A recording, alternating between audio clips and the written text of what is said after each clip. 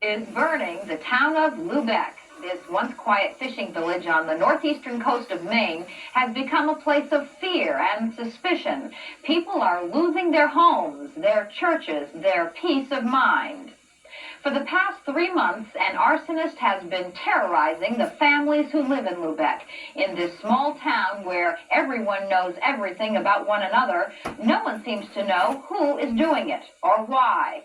But everyone does know one thing, a fear that will not go away. Fire. Almost nothing else can be so quickly destructive or so deadly.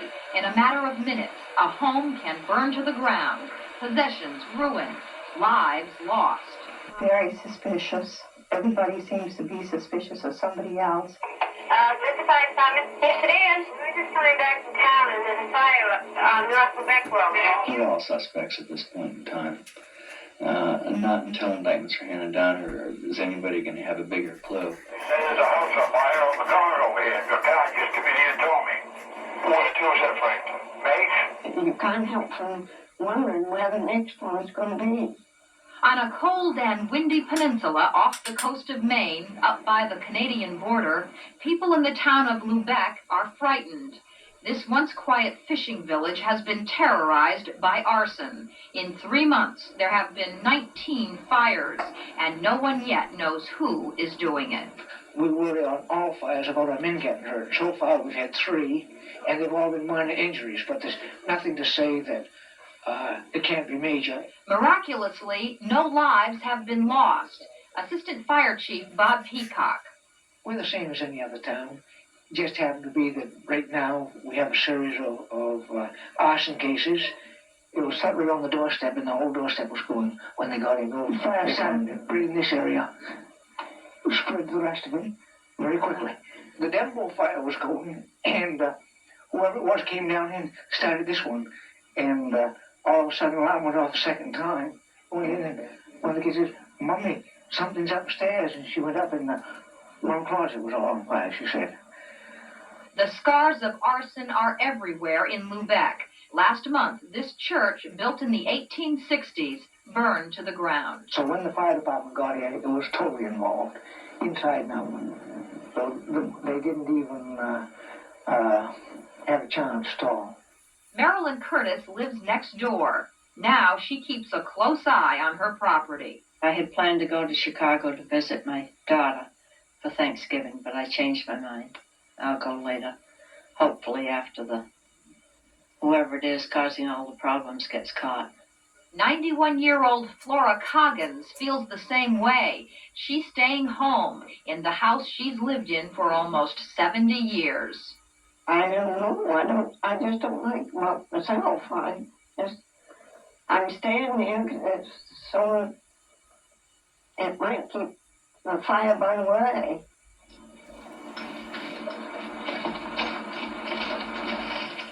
Fire investigator Stu Jacobs is looking for clues, a difficult job because although one person or group may have set the first fires, copycat arsonists may be behind the most recent destruction. Lieutenant Ladd Alcott of the State Fire Marshal's Office. We have some juveniles suspected on some fires, but we do not have one gang or one person suspected in all of the fires.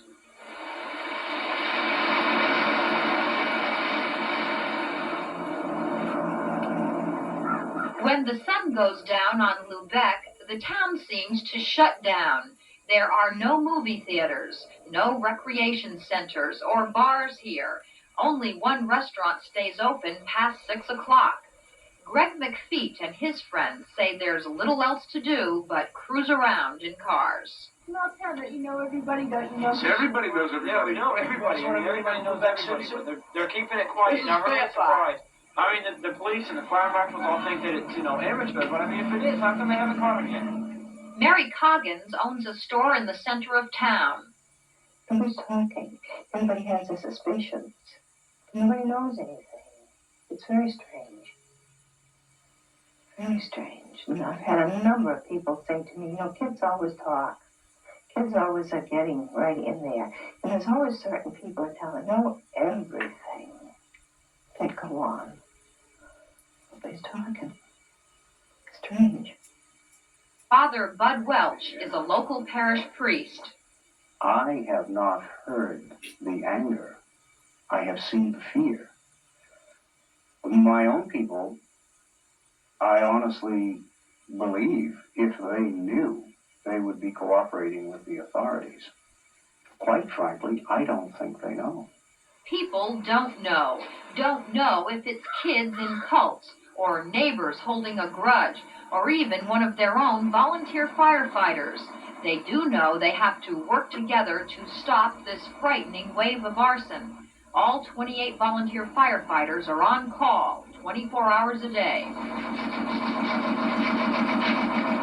Help in this town-wide effort is coming from as far away as Massachusetts. This old ladder truck was donated by the city of Somerville's fire department, the only ladder truck now in Lubec. Townspeople are also getting moral support from other nearby states. This letter was sent from volunteer firefighters in Jefferson, New Hampshire, another town plagued by dozens of arson fires last year.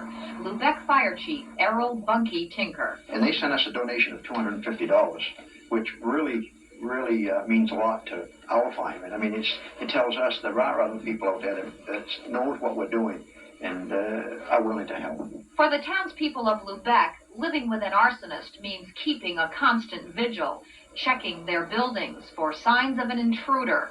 Many feel victimized, not just by the fires, but by the bad publicity. Many outsiders had never heard of Lubec until the rash of fires began to make out-of-state headlines. They come in here and they depict the town as sort of, well, I don't know, frontier town, I guess you want to call it. And it doesn't leave a pleasant taste to us.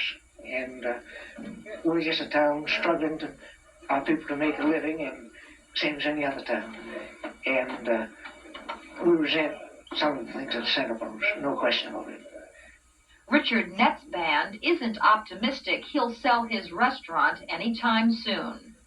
Sad for the people who are trying to sell homes, and things aren't moving. People are having difficulty getting insurance, and we just pray and hope that this kind of thing will end soon.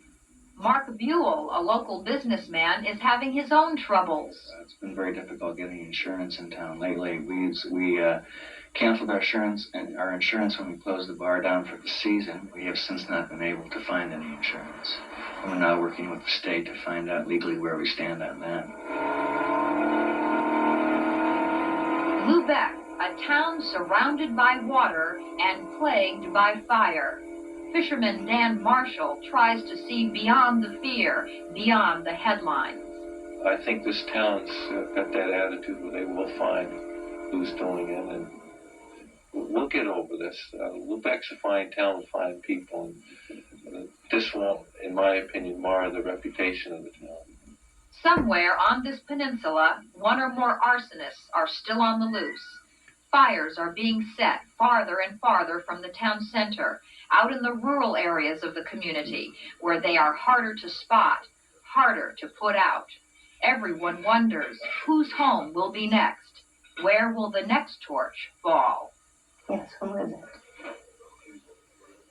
Who is it? Somebody's going to have a good time.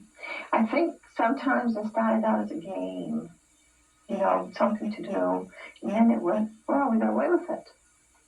See, we can do it again. And you know yourself, you can go so many times before whammo, you're caught. But how many times is this going to be? Well, if that rash of arson started out as a game, it certainly didn't turn into one. It's very serious. Bad as the fires are, in many ways, I'll bet the fear really is worse when neighbors start becoming suspicious of neighbors and no one really knows who's to blame. Especially for the older people who are afraid to leave their homes, afraid what will happen to their property. It's especially frightening. It's so beautiful. Picture this. Every night before you go to